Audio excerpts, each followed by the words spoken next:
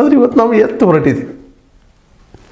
ಇನ್ನೊಂದು ಕೊಟ್ಟು ಹೋದರು ಸೆಕ್ಯುಲರ್, ಇನ್ನೊಂದು ಕೊಟ್ಟು ಹೋದರು ಸಮಾನತೆ, ಇನ್ನೊಂದು ಕೊಟ್ಟು ಹೋದ್ರು ಇವೆಲ್ಲ ನಮ್ಮ ಸಂವಿಧಾನದಲ್ಲಿದ್ದಾವೆ, ಪ್ರಜಾಪ್ರಭುತ್ವದಲ್ಲಿದ್ದಾವೆ.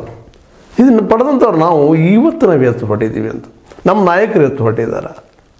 ಏನು ಮಾಡಲಿಕ್ಕಿದ್ದಾರೆ ಇವರು? ಇದರಿಂದ ಏನಾಗ್ತದೆ ಭವಿಷ್ಯದಲ್ಲೇ ನೆನೆಸ್ಕೊಂಡ್ರೆ ಒಮ್ಮೆ ಭಯ ಅನ್ನಿಸ್ತದೆ. ಹೌದು ನಾವು ಹಿಂದೂಗಳು, ಹೌದು ನಾವು ಮುಸ್ಲಿಮ್ಸು, ಹೌದು ನಾವು ಕ್ರಿಶ್ಚಿಯನ್ಸು, ಹೌದು ನಾವು ಇನ್ನುಳಿದ ಧರ್ಮೀಯರು. ಏನು ತಪ್ಪದ?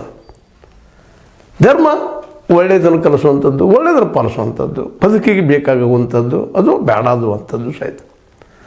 ಧರ್ಮ ಇಲ್ಲದೂ ಒಳ್ಳೆಯದನ್ನು ಕಲಿಯುವಂಥದ್ದು, ಮಾಡುವಂಥದ್ದು ವಿಜ್ಞಾನದಲ್ಲಿ. ವಿಜ್ಞಾನವು ಧರ್ಮನಂದು ನಾವು ಕರ್ಕೊಬೋದು ಬೇಕಾದ್ರೆ, ವೈಚಾರಿಕದಿಂದ ನಾವು ಧರ್ಮದ ನಾವು ಕರ್ಕೊಬೋದು ಬೇಕಾದ್ರೆ. ಅದಕ್ಕೆ ನಾವಿವತ್ತು ಈ ಹಿನ್ನೆಲೆಯಲ್ಲಿ ವಿಚಾರ ಮಾಡಬೇಕಾಗಿದೆ, ನಾವು ಎತ್ತು ಹೊರಟಿದ್ದೀವಿ ಅಂತ. ಪ್ರಧಾನಿಯವರು ನೋಡಿದರೆ ಇವತ್ತು ಉತ್ತರದಿಂದ ದಕ್ಷಿಣದವರೆಗೆ ಎಲ್ಲ ಗುಡಿಗಳು ಹುಡುಕ್ತಾ ಇದ್ದಾರೆ, ನೋಡ್ತಾ ಇದ್ದಾರೆ. ಇವರೇನ